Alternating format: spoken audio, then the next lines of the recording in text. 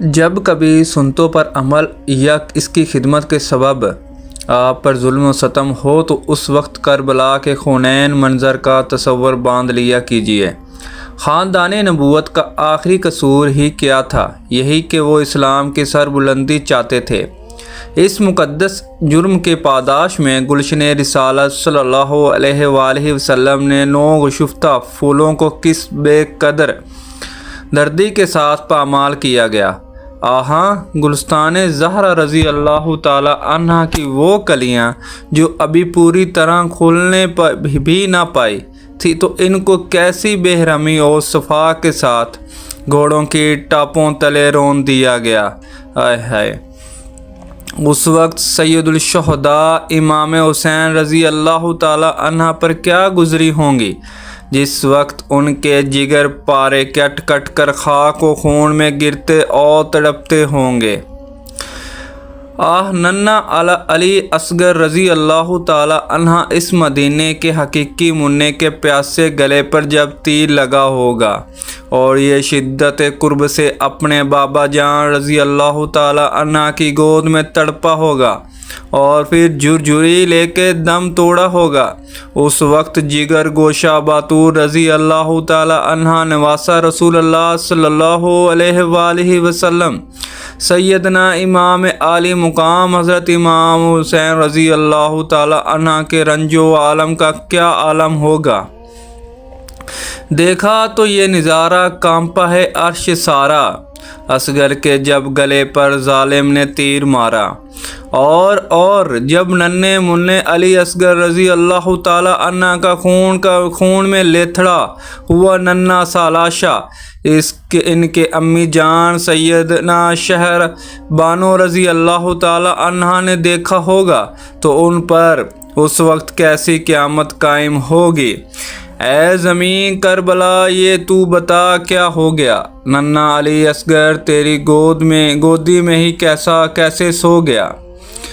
میری مدنی بیٹی ذرا سوچئے تو صحیح، اس وقت سیدنا زینب و وسیدہ سکینہ اور دیگر بیبیوں رضی اللہ تعالی اجمعین پر کیا گزری ہوں گی جب سید الشہداء امام عالی مقام، امام عرش مقام، امام توشنا مقام، امام محمام مقام سیدنا امام حسین رضی اللہ تعالی عنہ اپنے جگر پاروں علیہ رضوان کی تلوار سے کٹوانے کے بعد خود جام شہادت نوش کرنے کے لیے خیمے سے رخصت ہو رہے تھے۔ فاطمہ کے لاڈلے کا آخری دیدار ہے، حشر کے ہنگامہ پر ماں اور میاں اہل بیت وقت رخصت کہہ رہا ہے خاک ملتا ہے سہاگ، لو اسلام آخری عیب بیوگان اہل بیت۔ اور پھر صرف عبد بیمار و فقط خواتین افت معاب رہ جائیں، سارے خیمے سنسان ہو جائیں، بہر ہر طرف خاندان عالی شان کے نوجوان اور بچیوں کی لاشیں بکھری ہوئی پڑی۔ اس پر ستم بالائے ستم یہ کہ یزیدی درندوں کی طرف سے لوٹ مارے مچے خیمے جلا دیے جائیں، سب کو قید بنا دیے جائیں، سرہائے شہدائے کرام اہل رضوان نیزوں پر بلند کر کے سارا تار راج کارواں ظالمی ہانک چلے۔ اس کا تصور ہی کس قدر دردناک ہے۔ اس لرزہ خیز منظر کو یاد کر کے ہمارے دل خون روتا ہے اور کلیجہ منہ کو آتا ہے۔ میری بیٹی اس منظر کو یاد کریں گی تو انشاءاللہ عز و جل اپنی معمولی سی تکلیف کے احساس پر اپنی آپ کو خود ہی ہنسی آئے گی کہ ہماری بھی کوئی تکلیف ہے۔ پیارے مبلغ معمولی سی مشکل سے گھبراتا ہے، دیکھ کہ حسین نے دین کی خاطر سارا گھر قربان کر دیا۔ آئے ہائے سبحان اللہ! بہرحال صبر و شکرانی کا دامن تھامیں، حسن اخلاق کا پیکر بنے رہیں اور اپنے مختصر ترین زندگی کو شریعت و سنت کے مطابق گزاریں۔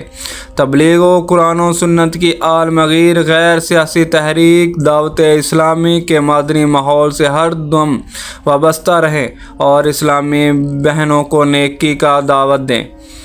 یاد رہے موت الٹ ہے، عن قریب ہمارے ناز اٹھانے والے ہمیں اپنے کندھوں پر لاد کے ویران قبرستان میں اندھیری قبر کے اندر منو مٹی تلے دفنا کر تنہا چھوڑ جائیں گے۔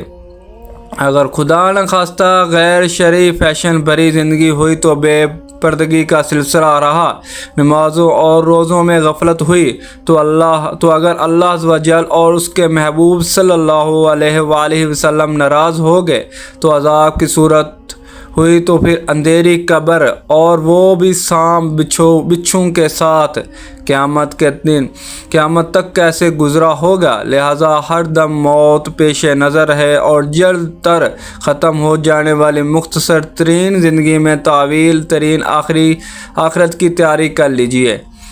میرا دل کانپ اٹھتا ہے، کلیجہ منہ کو آتا ہے، قرب یا رب اندھیرا قبر کا جب یاد آتا ہے۔